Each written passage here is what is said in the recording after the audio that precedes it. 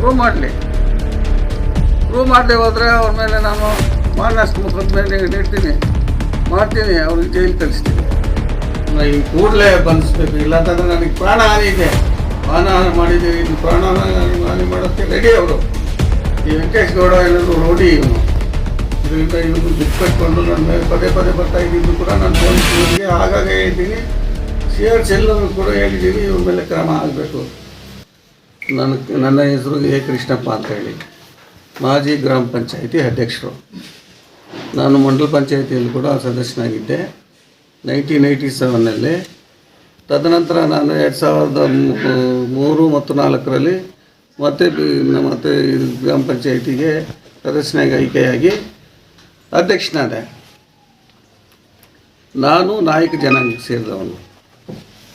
ನಿನ್ನೆ ನನ್ನ ಬಗ್ಗೆ ಬೇರೆ ಯಾರೋ ಒಂದು ಪತ್ರಿಕೆ ಹೇಳಿಕೆಯನ್ನು ನನ್ನ ವಿರುದ್ಧವಾಗಿ ಮಾತಾಡಿದರು. ಅದನ್ನು ನಾನು ನೋಡಿದೆ, ಅದರ ವಿಚಾರ ತಿಳ್ಕೊಂಡೆ. ನಾನು ಜಾತಿ ಬಗ್ಗೆ ಎಲ್ಲರೂ ಮಾತಾಡಿದ್ರು. ಅದರ ವಿಚಾರದಲ್ಲಿ ನಾನು ಇವಾಗ ತಮಗೆ ವಿವರವಾದಂಥ ಒಂದು ಹೇಳಿಕೆಯನ್ನು ನಾನು ಕೊಡ್ತೀನಿ, ದಯವಿಟ್ಟು ಇದು ಮಾಡ್ಕೊಳ್ಳಿ. ಅವ್ರು ಹೇಳ್ತಾರೆ 1950ರಲ್ಲಿ ನಾನು ನಾಯ್ಡು ಜಾತಿಗೆ ಸೇರಿದ್ದೀನಿ ಅಂತೇಳಿ ಸರ್ಟಿಫಿಕೇಟ್ ಇದೆ ನಮ್ಮ ಹತ್ರ ಅಂತ ಹೇಳ್ತಾರೆ. ನಾನು ಹುಟ್ಟಿರೋದೇ 1953ನಲ್ಲಿ. ನಮ್ಮ ತಾತ ಮುತ್ತಾತ, ನಮ್ಮ ಅಜ್ಜಿ ಮುತ್ತಜ್ಜಿ, ನಮ್ಮಮ್ಮ ನಮ್ಮಪ್ಪ ನಾಯಕ ಜನಾಂಗದವರು. ನಾನ್ಯಾಕೆ ನಾಯ್ಡು ಹುಡ್ತೀನಿ ಅಂತಂದರೆ ನಮ್ಮಪ್ಪ ನಮ್ಮಮ್ಮ ಬಂದು ನಾಯಕ ಜಾತಿಗೆ ಹುಟ್ಟಿದವರು. ವಾಲ್ಮೀಕಿ. ನಾನು ಹೆಂಗೆ ನಾಯ್ಡು ಆಗಿ ಹುಡ್ತೀನಿ? ನಾನು ಒರಿಜಿನಲ್ ಆಗಿ ವಾಲ್ಮೀಕಿ ನಾಯಕ, ನಮ್ಮಮ್ಮ ವಾಲ್ಮೀಕಿ ನಾಯಕ, ನಮ್ಮಪ್ಪ ವಾಲ್ಮೀಕಿ ನಾಯಕ, ನಮ್ಮ ತಾತ ವಾಲ್ಮೀಕಿ ನಾಯಕ, ನಮ್ಮ ಮುತ್ತಾತ ವಾಲ್ಮೀಕಿ ನಾಯಕ. ಅದೆಲ್ಲ ನಾನು ನಿಮಗೆ ವಿವರವಾದಂಥ ಹೇಳಿಕೆಯನ್ನು ನೀಡ್ತಾ ಇದ್ದೀನಿ. ದಯವಿಟ್ಟು ಅವರಿಗೆ ಹೇಳ್ತೀನಿ. ನನಗೆ ಹೇಳ್ತಾರೆ ಅವ್ರ ಹೆಂಡತಿ ಹೆಸರು ಮುನಿಯಮ್ಮ ಅಂತ. ಅವರಿಗೆ ಯಾರು ಹೆಂಡತಿ ಯಾರು ಇದಂತ ವಿವರಣೆ ಗೊತ್ತಿಲ್ಲ, ಯಾವ ಊರು ಅಂತ ಕೂಡ ಗೊತ್ತಿಲ್ಲ. ನನ್ನ ವಿರುದ್ಧವಾಗಿ ಸುಳ್ಳು ಆರೋಪ ಮಾಡಿದ್ದಾರೆ. ನಮ್ಮ ಹೆಂಡತಿ ಹೆಸರು CG ಲೀಲಾವತಿ, ನಮ್ಮಮ್ಮನ ಹೆಸರು ನನ್ನ ಹೆಂಡತಿ ಅಂತ ಇದು ಮಾಡಿದ್ದಾರೆ. ನನಗೆ ನೋವಾಗ್ತದೆ. ನನ್ನ ಹತ್ರ ಸರ್ಟಿಫಿಕೇಟ್ಗಳಿದೆ.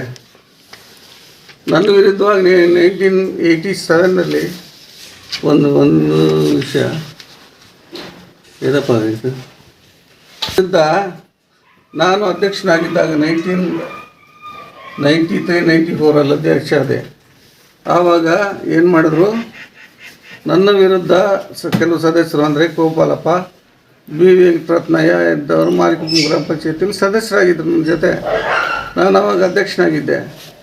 ಆವಾಗ ಏನು ಮಾಡಿದ್ರು, ಬಂಗಾರಪೇಟೆ ತಾಲೂಕು ಮಾರಿಕುಪ್ಪು ಗ್ರಾಮ ಪಂಚಾಯತಿಯ ಎ ಕೃಷ್ಣಪ್ಪನವರು ಸುಳ್ಳು ಜಾತಿ ಪ್ರಮಾಣ ಪತ್ರ ನೀಡಿ ಗ್ರಾಮ ಪಂಚಾಯತಿ ಆಗಿರೋ ಬಗ್ಗೆ ಅಂತೇಳಿ ನಮ್ಮ ಅಸಿಸ್ಟೆಂಟ್ ಕಮಿಷನರ್ ಕೋರ್ಟಲ್ಲಿ ಕೇಸ್ ಹಾಕಿದ್ರು. ಮೇಲೆ ಹಿಂದೇನೂ ಈ ಥರ ವಿವಾದ ಆಗಿತ್ತು. 1994-95 ಆಗಿತ್ತು. ಇವರು ಸುಳ್ಳು ಜಾತಿ ಪತ್ರ ಕೊಟ್ಟು ಅಧ್ಯಕ್ಷನಾಗಿ ಆಯ್ಕೆಯಾಗಿದ್ದಾರೆ, ಅದು ನಾಯಕ ಜಾತಿಗೆ ಮೀಸಲಿಟ್ಟಿದ್ದು. ಅದು ನಾಯ್ಡು ಅವರು ಹೋಗಿ ನಾಯಕ ಅಂತ ಮಾಡಿ ಸುಳ್ಳು ಜಾತಿ ಪತ್ರ ಕೊಟ್ಟು ಆಯ್ಕೆಯಾಗಿ ಅಧ್ಯಕ್ಷರಾಗಿದ್ದಾರೆ, ಅವ್ರ ಮೇಲೆ ಕ್ರಮ ತಗೊಳ್ಳಿ, ಅವ್ರನ್ನ ವಜಾ ಮಾಡಿ ಅಂತ ಕೊಟ್ಟಿದ್ದರು. ಅದು ಕೋರ್ಟಲ್ಲಿ ಕೇಸ್ ನಡೀತು. ಆಮೇಲೆ CRSLಗೆ ಕರ್ನಾಟಕ CRSLಗೆ ಕೊಟ್ಟರು. ಅಲ್ಲಿ ಕೇಸ್ ನಡೀತು, ಅಲ್ಲಿ ವಿಚಾರಣೆ ನಡೀತು. ಗ್ರಾಮದಲ್ಲಿ ನಮ್ಮಪ್ಪ ನಮ್ಮಮ್ಮ ನಮ್ಮ ಅಣ್ಣ ತಮ್ಮಂದರು ಎಲ್ಲರದೂ ವೆರಿಫೈ ಮಾಡಿದ್ರು. ವೆರಿಫೈ ಎಲ್ಲ ಜಾತಿ ಕರೆಕ್ಟಾಗಿದೆ ಅಂತ ಹೇಳ್ಬಿಟ್ಟು ಏನು ಮಾಡಿದ್ರು, ಅಧ್ಯಕ್ಷ ದಾಖಲೆಗಳನ್ನೆಲ್ಲ ದಾಖಲಿಸ್ಕೊಂಡು ವಿಚಾರಣೆ ನಡೆಸಿ ಅವ್ರನ್ನ ವಿಚಾರಣೆ ನಡೆಸಿದ್ರು, ನಮ್ಮನ್ನು ವಿಚಾರಿಸಿದ್ರು.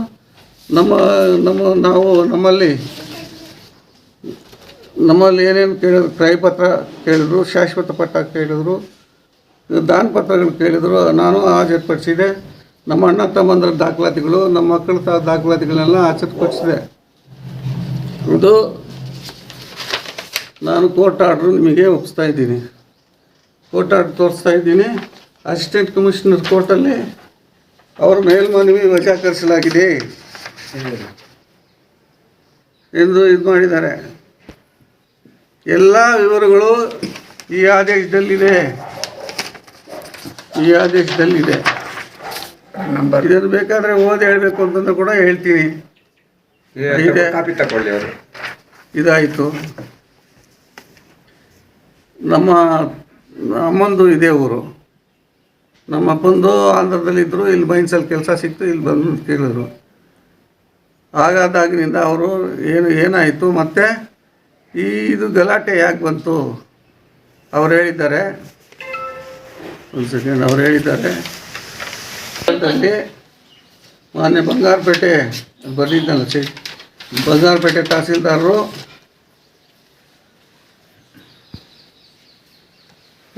ತಹಸೀಲ್ದಾರರು ಬಂದು ನಮ್ಮ ಇದಕ್ಕೆ 1996 ತಹಸೀಲ್ದಾರ್ ಬಂಗಾರಪೇಟೆ ತಾಲೂಕರವರು ಪತ್ರದ CCR 32/96/97 ಇಲ್ಲಿ ಗ್ರಾಮಕ್ಕೆ ಬಂದಿದ್ದರು. ಏನು ಮಾನ್ಯ ನ್ಯಾಯಾಧೀಶರು ಅಸಿಸ್ಟೆಂಟ್ ಕಮಿಷನರ್ ಅವ್ರ ನ್ಯಾಯಾಲಯದಿಂದ ಇವರನ್ನು ನೇಮಿಸಿದರು.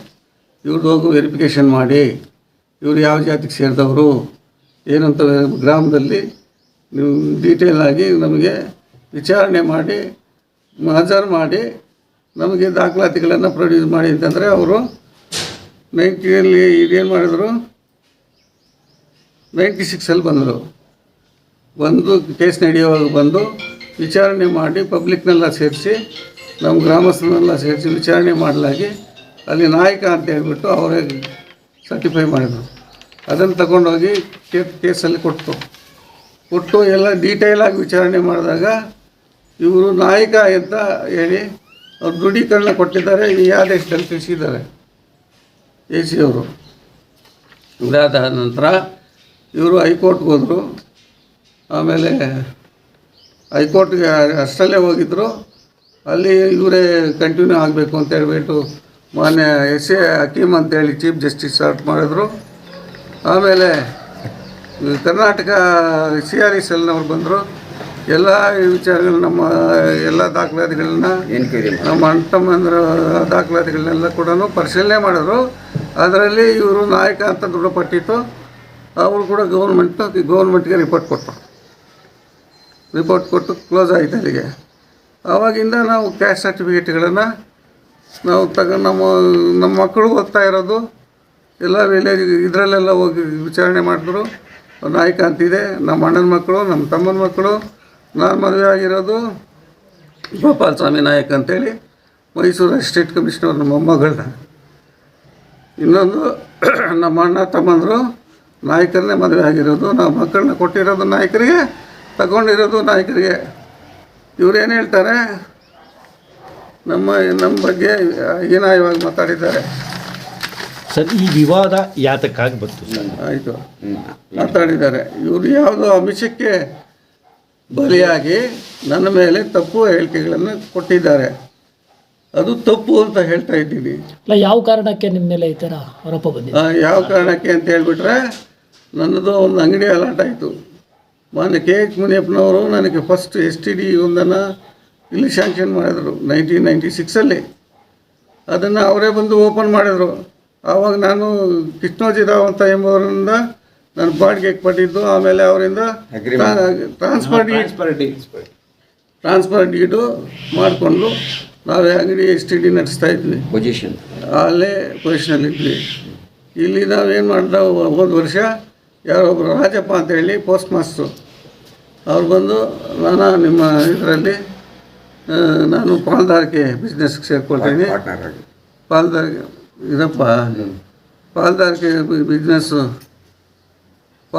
ಬಿಸ್ನೆಸ್ ಸೇರ್ಕೊಳ್ತೀನಿ, ನಾನು ನಿಮಗೆ ಎಷ್ಟು ಕೊಡಬೇಕು ಅಂದ್ರೆ 3 ಲಕ್ಷ ಕೊಡಿ ಅಂತ ಹೇಳಿದ್ವಿ. 3 ಲಕ್ಷ ಕೊಟ್ಟ. ಅದಾದಮೇಲೆ ಜುಲೈಯಲ್ಲಿ ನನಗೆ ದುಡ್ಡು ವಾಪಸ್ ಕೊಟ್ಬಿಟ್ಟು ನಾನು ಬೇಡ ವಿತರಿಸ್ತೇನೆ ಅಂತ ಹೇಳ್ಬಿಟ್ಟು ಜೂನಲ್ಲಿ ಕೇಳಿದ. ಜುಲೈನಲ್ಲಿ 31 ನಾವು ಸಾಕ್ಷಿಗಳ ಸಮೇತ ವಿಡಿಯೋ ಸಮೇತ ಮುಚ್ಚಿಗೆ ಬರೆಸ್ಕೊಂಡು 2 ಲಕ್ಷ ಕೊಟ್ಬಿಟ್ವಿ ಅಂಗಡಿಯಲ್ಲೇ. ವಿಡಿಯೋ ಇಲ್ಲಿದೆ, ಅದು ಬಂದು ವಿಡಿಯೋ ಇಲ್ಲಿದೆ. ಅಗ್ರಿಮೆಂಟ್ ಸೈನ್ ಹಾಕಿರೋದು. ಮುಚ್ಚಲಿಕ್ಕೆ ಕೊಡಪ್ಪ, ಮುಚ್ಚಳಿಕೆ ಇಲ್ಲಿದೆ ನೋಡ್ಬೋದು ನೋಡಿ. ಆ ರಾಜಪ್ಪ ಅನ್ನೋನಿದ್ದಾನೆ, ತಗೊಳ್ತಾ ಇದ್ದಾನೆ, ದುಡ್ಡು ಒಳಗಡೆ ಇಡ್ತಾ ಇದ್ದಾನೆ. ಸಾಕ್ಷಿಗಳಿದ್ದಾರೆ, ಇದಕ್ಕೆ 4 ಜನ ಸಾಕ್ಷಿಗಳಿದ್ದಾರೆ. ಕೊಡುವಾಗ ಅವರು ಸಹಿ ಮಾಡಿದ್ದಾರೆ, ಎಲ್ಲ ಇದೆ. ಮತ್ತು ಯಾತಕ್ಕಾಗಿ ಈ ವಿವಾದ ಬಂತು ಸರ್? ಇದು ಮುಚ್ಚಳಿಕೆ ಪತ್ರ ಅವ್ರು ಕೊಟ್ಟಿರೋ ಅವ್ರು ಬರ್ಕೊಟ್ಟಿರೋ ಮುಚ್ಚಳಿಕೆ ಇದೆ. ಅವ್ರು ಸೈನ್ ಮಾಡಿರೋದು ಇದರಲ್ಲಿದೆ, ವಿಡಿಯೋದಲ್ಲಿದೆ. ಸೈನ್ ಮಾಡಿದ್ದಾರೆ, ಸೈನ್ ಮಾಡ್ತಾ ಇದ್ದಾರೆ, ರಾಜಪ್ಪ ಸೈನ್ ಮಾಡ್ತಾ ಇದ್ದಾರೆ. ಅದು ವಿಡಿಯೋದಲ್ಲಿದೆ. ಅದಾದಮೇಲೆ ವಿಟ್ನೆಸ್ಗಳ ಮುಖೇನ ಅವ್ರು ಏನು ಹೇಳಿದ್ರು, ಅವ್ರ ಸಮಕ್ಷಮ ನಾನು 1 ತಿಂಗಳು ಟೈಮ್ ಕೊಡಿ, ಇನ್ನೊಂದು ಟೈಮ್ ಕೊಟ್ಟರೆ 1 ಲಕ್ಷ ನಿಮ್ಮ ಹತ್ರನೇ ಇಟ್ಕೊಳ್ಳಿ, ಬ್ಯಾಲೆನ್ಸ್ 1 ಲಕ್ಷ ನೀವು ನಾನು ಖಾಲಿ ಮಾಡಿದಾಗ ಆ 1 ಲಕ್ಷ ವಾಪಸ್ ತಗೊಳ್ತೀನಿ ಅಂತಂದರು. ಯಾವತ್ತು ಅಂದ್ವಿ 31 ಆಗಸ್ಟ್. ಸರಿ 30ವರೆಗೂ ನಾವು ಹೋಗಲಿಲ್ಲ, ಅಂಗಡಿ ಹತ್ರ ಖಾಲಿ ಮಾಡ್ತಾರೆ ಅಂತ. ಸರಿ ಇವ್ರು ಏನು ಮಾಡಿದ್ರು, ದುಡ್ಡು ಕೊಟ್ಬಿಡಿ, ಯಾಕಪ್ಪ ಖಾಲಿ ಮಾಡಿಲ್ಲ ಅಂತಂದರೆ ದುಡ್ಡು ಕೊಟ್ಬಿಡಿ ಖಾಲಿ ಮಾಡ್ತೀನಿ ಅಂತಂದ್ರು. ಬೀರ್ಕೈ ಕೊಟ್ಟಿದ್ದೆ, ಅವ್ರ ಹತ್ರ ಒಂದು ಬೀರ್ಕೈ ಇತ್ತು, ನಮ್ಮ ಹತ್ರ ಒಂದು ಬೀರ್ಕೈ ಇತ್ತು. ಆಮೇಲೆ ಹೋಗಿ ಎಲ್ಲರೂ ಓದ್ವಿ, ಇಲ್ಲಿ ಮೊದಲು ಕೊಟ್ಟು ಯಾರ್ಯಾರು ಕೊಟ್ಟರು ಸಾಕ್ಷಿಗಳು ನಾವು ಎಲ್ಲ ಓದಿ 1 ಲಕ್ಷ ರೂಪಾಯಿ ತಗಪ್ಪ ರಾಜಪ್ಪ, ನಮಗೆ ಅಂಗಡಿ ಬಿಟ್ಟು ಕೀ ಕೊಡು ಅಂತಂದರೆ ಕೀ ಕೊಡೋಕ್ಕಾಗಲ್ಲ, ಬೋಳೆ ಮಗನೇ ನಾನು ಅಂಗಡಿ ಕಾಸು ತಗೊಂಡು ನಾನು ಹಾಕ್ಬಿಟ್ರು. ಅದಾದಮೇಲೆ 10 ನಿಮಿಷಕ್ಕೆ ಕೂತ್ಕೊಳ್ಳಿ ಹಾಗೆ ಹೀಗೆ ಅಂತೇಳಿ ಹೇಳ್ಬಿಟ್ಮೇಲೆ ಇಲ್ಲ ನಾವು ಕೊಡೋದಿಲ್ಲ, ನಮ್ಮದು ಅಂಗಡಿ ಅಂತ ಹೇಳ್ಬಿಟ್ಟು ಹೇಳಿದ್ರು. ನಮ್ಮವರು ನಾವು ಎಲ್ಲ ಏನು ಹೇಳಿದ್ರು, ಇಲ್ಲ ನಾವು ಹೋಗಲ್ಲ, ನ್ಯಾಯ ಕೇಳಿ ದೇವರಿದ್ದಾರೆ, ದೇವ್ರ ಮೇಲೆ ಚೆಪ್ಪಿಂಡಿ ಇದೆ. ಅಲ್ಲಿ ಏನು ಹೇಳಿದ್ರು, ವೆಂಕಟೇಶ್ ಗೌಡ ಅವರೆಲ್ಲ ಅಲ್ಲೇ ಇದ್ದರು. ಅವರ ಯಾರು ಅವರ ಹೆಂಡತಿ ನಿರ್ಮಲಾ, ನಿತೀಶ್ ಕುಮಾರು, ರಾಜಪ್ಪ, ವೆಂಕಟೇಶ್ ಗೌಡ ಅಲ್ಲೇ ಇದ್ದು. ಇನ್ನು ಯಾರ್ಯಾರೋ ಇಟ್ಕೊಂಡಿದ್ರು. ಇಲ್ಲಿಂದ ಹೋಗ್ತೀರಾ ಇಲ್ವಾ ಅಂತೇಳಿ ಕೇಳಿದ್ರು. ಯಾಕೆ ಹೇಳ್ತೀಯ ಅಂತಂದರೆ ಅವಾಜ್ ಶಬ್ದಗಳನ್ನು ಬೈದರು. ನನ್ನ ಮಗ ಹೋಗ್ತೀಯ ಇಲ್ಲ ಅಂತಂದರೆ ಇಲ್ಲೇ ಮುಗಿಸ್ಕೊತೀವಿ.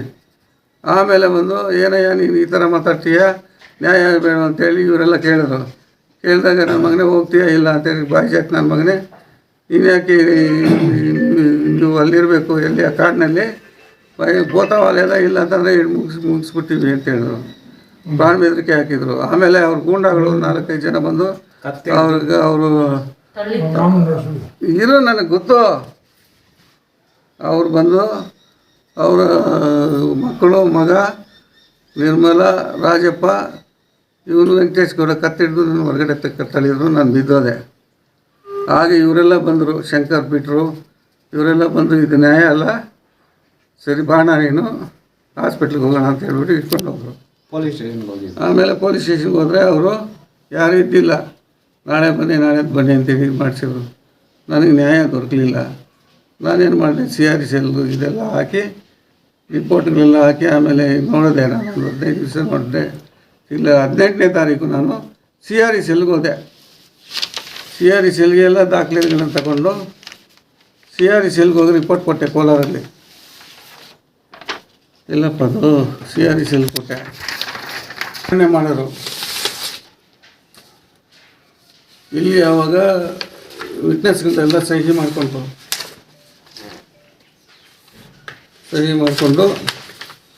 CR ಸೆಲ್ಲಲ್ಲಿ ರಿಪೋರ್ಟ್ ಕೊಟ್ಟೆ. 18ನೇ ತಾರೀಕು 9ನೇ ತಿಂಗಳು ಕೊಟ್ಟಾಗ ಅವರು ವಿಚಾರಣೆ ಮಾಡಿದ್ರು.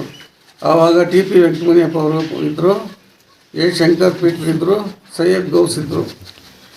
ಅವ್ರನ್ನ ಕರೆಸಿದ್ರು. ಅವ್ರನ್ನೆಲ್ಲ ವಿಚಾರಣೆ ಮಾಡಿ ಅವರು ಯಾರ್ಯಾರಿದ್ದರು ವಿಡಿಯೋ ಕಲೆಕ್ಟ್ ಮಾಡಿದರು.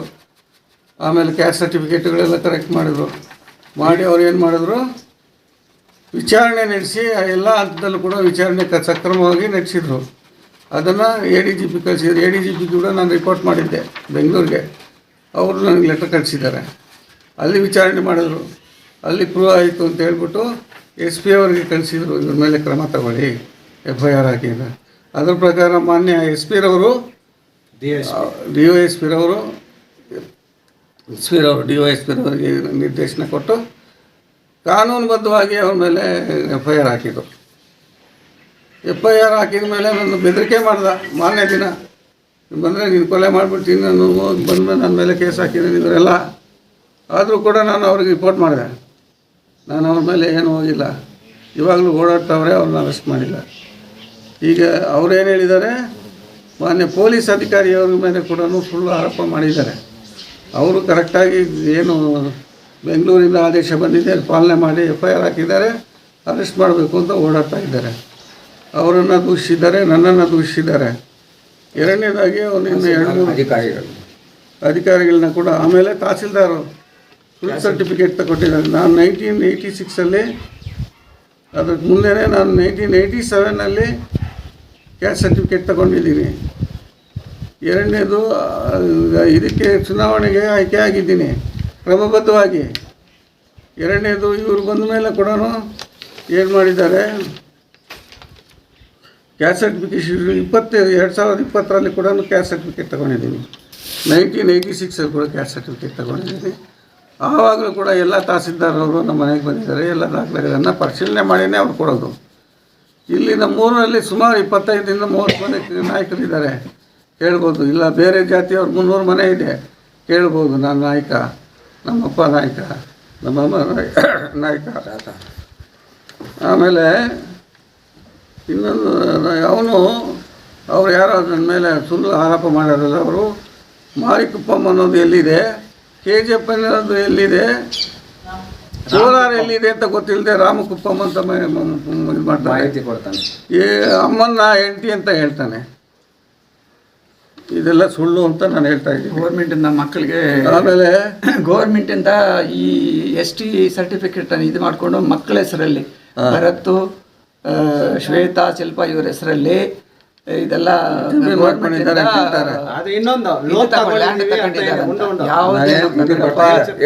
ಒಬ್ಬೊಬ್ಬರು ಹೇಳಿದ್ದೀನಿ ಸರ್. ನಾನು ನಾಯಕ ಅಂದಮೇಲೆ ಸಣ್ಣ ಪುಟ್ಟ ಇದು ಬೆನಿಫಿಟ್ಸ್ನ ತಗೊಳ್ಳೋದು ಕರೆಕ್ಟಾಗಿದೆ. ಆದರೆ ನಾನು ತಗೊಂಡಿಲ್ಲ. ನಾನು ಯಾವುದೇ ಬೋಲ್ಟಿಗೆ ನಾನು ಲೋನ್ ತಗೊಂಡಿಲ್ಲ. ಕೋಳಿ ಫಾರಮ್ಗೆ ಲೋನ್ ತಗೊಂಡಿಲ್ಲ. ನಮ್ಮ ಮಕ್ಕಳ ಮೇಲೆ ಲೋನ್ ತಗೊಂಡಿಲ್ಲ. ನಮ್ಮ ಮಕ್ಕಳ ಮೇಲೆ ಯಾವುದು ಬೆನಿಫಿಟ್ ತಗೊಂಡಿಲ್ಲ. ವೆರಿಫೈ ಮಾಡಿ ನಾನು ಬೋರ್ಗಳು ಹಾಕಿರೋದೆಲ್ಲ ಕೂಡ ನಾನು ತಗೊಂಡಿದ್ದೀನಿ. ಅದು ಮಾನ್ಯ ಇದು ಕಾನೂನಿದೆ. SC ST ಕೊಡಬೇಕು, ಕೊಡ್ತಾರೆ, ಅದರಲ್ಲೇನಿದೆ. ಆಮೇಲೆ KGFನಲ್ಲಿರುವ ಎಲ್ಲ ನಾಯಕರು ಕೂಡ ಸುಳ್ಳು ಸರ್ಟಿಫಿಕೇಟ್ ಮಾಡಿ ಮಾಡ್ತಾರೆ ಅಂತ. ಒಬ್ಬ ದಲಿತ ಸಂಘದವರು ಇನ್ನು SC ST ಅಂತಂದರೆ ಎರಡು ಒಂದೇ. SC ಯಾರೋ ಇವರು ಯಾವುದೋ ಒಂದು ಅಂಶಕ್ಕೆ ಬಲಿಯಾಗಿ ಅವರು ತಗೊಂಡು ನಮ್ಮ ಮೇಲೆ ಸುಳ್ಳು ಆರೋಪ ಮಾಡ್ತಾ ಇದ್ದಾರೆ ಇವರು. ಎರಡನೇದು ಒಬ್ಬರು SC ಆಗಲಿ ST ಮೇಲೆ ಆರೋಪ ಮಾಡಬಾರ್ದು, ST SC ಮೇಲೆ ಆರೋಪ ಮಾಡಬಾರ್ದು. ನ್ಯಾಯ ಸುಳ್ಳು ಏನಾದರೂ ಕೆಟ್ಟದ್ದು ಮಾಡಿದರೆ ಅಥವಾ ಅವ್ರು ತಪ್ಪು ಮಾಡಿದರೆ ಮಾಡಲಿ, ನಾನು ಒಪ್ಕೊಳ್ಳೋದಿಲ್ಲ. ನಾನು ತಪ್ಪು ಮಾಡಿಲ್ಲ. ಅವ್ರ ಥರ ಅವರು ಏಕವಚನದಲ್ಲಿ ಮಾತಾಡಿದ್ದಾರೆ. ನಾನು ಎಜುಕೇಟೆಡ್ಡು, ನಾನು ಸರ್ವಿಸ್ ಮಾಡಿದ್ದೀನಿ, ಜನಗಳಿಗೆ ಸರ್ವಿಸ್ ಮಾಡಿದ್ದೀನಿ, ಮಾಡ್ತಾಯಿದ್ದೀನಿ. ನನ್ನ ಮೇಲೆ ಮಾಡಿರೋ ಆರೋಪಗಳೆಲ್ಲ ಸುಳ್ಳು. ಇನ್ನೊಂದು, ಈಗ ನಿಮ್ಮ ಮುಂದಿನ ಕ್ರಮ ಏನು ಸರ್? ಮುಂದಿನ ಕ್ರಮ ಇವಾಗ ನಮ್ಮ ಜಾತಿಯವ್ರನ್ನ ದೂಷಿಸಿದ್ದಾನೆ, ಅವಮಾನ ಮಾಡಿದ್ದಾನೆ. ನನ್ನ ಹೋರಾಟ, ನಾನು ನಮ್ಮ ರಾಜ್ಯ ಮಟ್ಟದಲ್ಲಿ ಸುಳ್ಳು ಮಾಹಿತಿ ನೀಡಿದ್ದಾನೆ. ರಾಜ್ಯ ಮಟ್ಟದಲ್ಲಿ, ಆಮೇಲೆ ಜಿಲ್ಲಾ ಮಟ್ಟದಲ್ಲಿ, ತಾಲೂಕು ಮಟ್ಟದಲ್ಲಿ ನಮ್ಮವರಿಗೆ ತಿಳಿಸ್ತೀನಿ. ನಾನು ಅವ್ರ ಮೇಲೆ ಇಲ್ಲಿ ಏನು ಬೇಕು ಅಂತಂದರೆ ನಾನು ಹೋರಾಟ ಮಾಡ್ತೀನಿ. ಅವ್ರ ಮೇಲೆ ಕ್ರಮ ತಗೋಬೇಕು. ನಾನೆಲ್ಲ ಅರೆಸ್ಟ್ ಆಗಬೇಕಾಗಿರೋದು, ಆತನ ಅರೆಸ್ಟ್ ಆಗಬೇಕು. ಅದು ಸುಳ್ಳಾರೋಪ ಮಾಡಿರೋದು ಅವನು. ಅವ್ರು ಬಂದು ಏನು ತಿಳಿದಿರೋ ಒಂದು ಎಲ್ಲೋ ಇದ್ಕೊಂಡು ಬಂದು ಯಾರೋ ಮಾತು ಕೇಳಿಕೊಂಡು ನನ್ನ ಮೇಲೆ ಸುಳ್ಳು ಆರೋಪ ಮಾಡಿರೋದು ತಪ್ಪು. ಜಾತಿಗೆ ಅವಮಾನ ಆಗಿದೆ. ಜಾತಿಯಾಗಿ ಅವಮಾನ ಆಗಿದೆ. ಇನ್ನೊಂದು ಈ ರಾಜಪ್ಪ ಅನ್ನೋನು, ಅವ್ರ ವಿಚಾರ ಹೇಳ್ತೀನಿ, ದಯವಿಟ್ಟು 1 ನಿಮಿಷ ಕೇಳ್ತೀನಿ. ಈತನು PMG ಆಗಿ BPM ಆಗಿ ಕೆಲಸ ಮಾಡ್ತಾನೆ. ಏನು ಬ್ರಾಂಚ್ ಪೋಸ್ಟ್ ಮಾಸ್ಟರ್ ಅಂತ ಮಾಡ್ತಾಯಿದ್ದಾನೆ. ಇದನ್ನ 15 ವರ್ಷದ ಹಿಂದೆ ಇವನು ಲೆಟ್ರ್ಗಳನ್ನು ನಿಮಗೆ ಸೇರಬೇಕಾಗಿದ್ದನ್ನು ಕೊಡ್ದಿರ ಅವರು ಅಪಾಯಿಂಟ್ಮೆಂಟ್ಗಳಿಗೆಲ್ಲ ಮೋಸ ಮಾಡಿ ಆಗದೇ ಇರೋರ ಮೇಲೆ ಅವರು ಜೈಲು ವಾಸ ಮಾಡಿ ಅವ್ರಿಗೆ ತಪ್ಪಿಸ್ತಂತ ಹೇಳ್ಬಿಟ್ಟು ಸಾಬೀತಾಗಿದೆ. ಅವನು ಕೆಲಸದಿಂದ ವಜಾ ಮಾಡಿದ್ದಾರೆ, ತಿರುಗಿ ಹೋಗಿ ಕೆಲಸಕ್ಕೆ ಸೇರಿಕೊಂಡಿದ್ದಾನೆ. ಇವರು ತಪ್ಪಿಸ್ತರ ಪರ ಮಾತಾಡಿದ್ದಾರೆ. ಈ ತಪ್ಪಿಸ್ತಾ ಇವನು ಬೇಕಾದರೆ ಇಲ್ಲಿ ಕೇಳ್ಬೋದು ನೀವು, ವಿಚಾರಣೆ ಮಾಡಿ. ತಪ್ಪಿಸ್ತಾ ಅಂತ ಹೇಳ್ಬಿಟ್ಟು ಎಲ್ಲರ ಹತ್ರ ಅವ್ರಿಗೆ ಅದಕ್ಕೂ ಸಾಕ್ಷಿ ಇದೆ ನಮ್ಮ ಹತ್ರ. ಯಾರು ಆರೋಪ ಮಾಡಿದ್ರು 6 ತಿಂಗಳು ಇವನಿಗೆ ಕೆಲಸ ಕೊಟ್ಟಿಲ್ಲ, ಇವಾಗಲೂ ಕೂಡ ಆರೋಪ ಇದೆ. ಇಂಥವರ ಪರ ಮಾತಾಡಿರೋದು ನನಗೆ ಸರಿ ಅನಿಸ್ಲಿಲ್ಲ. ಆಮೇಲೆ ಅಧಿಕಾರಿಗಳ ವಿರುದ್ಧ ಇದು ಮಾಡಿದ್ದಾನೆ, ಅಧಿಕಾರಿಗಳು ಸರಿಯಾಗಿ ಮಾಡಿದ್ದಾನೆ, ನಿಂದಿಸಿದ್ದಾನೆ. ಇನ್ನೊಂದು ಏನಂತಂದರೆ, ನಾವು ಬಂದು ಯಾವುದೇ ಕಾರಣಕ್ಕೆ ತಪ್ಪು ಮಾಡಿಲ್ಲ. ಆಮೇಲೆ ಮಾಡಿಲ್ಲ, ಮಾಡೋದು ಇಲ್ಲ. ಇವಾಗ ನನ್ನ ಮೇಲೆ ಇದು ಸರ್ಕಾರದಿಂದ ಕೋಳಿ ಫಾರ್ಮ್ಗೆ ದುಡ್ಡು ತಗೊಂಡಿದ್ದಾರೆ ಅಂತೇಳಿ ಜಮೀನು ಪ್ರೂವ್ ಮಾಡಲಿ, ಜಮೀನು ಇದು ಮಾಡ್ಕೊಂಡಿದ್ದಾರೆ ಮಕ್ಕಳ ಮೇಲೆ ಅಂತ ಪ್ರೂವ್ ಮಾಡಲಿ. ಪ್ರೂವ್ ಮಾಡದೆ ಹೋದರೆ ಅವ್ರ ಮೇಲೆ ನಾನು ಮಾನನಷ್ಟ ಮೊಕದ್ದಮೆ ಮಾಡ್ತೀನಿ, ಅವ್ರಿಗೆ ಜೈಲು ಕಳಿಸ್ತೀನಿ. ಅದು ನ್ಯಾಯ ನನ್ನ ಪರವಾಗಿದೆ. ಅನ್ಯಾಯ ಮಾಡ್ತಾ ಇದ್ದಾನೆ, ಅನ್ಯಾಯ ಮಾಡಿದ್ದಾನೆ, ಸುಳ್ಳು ಆರೋಪಗಳು ಮಾಡಿರೋದು ತಪ್ಪು. ನಾನಾಗಲಿ ಬೇರೆ ಯಾರಾದರೂ ಆಗಲಿ ಸುಳ್ಳು ಆರೋಪ ಮಾಡಬಾರ್ದು.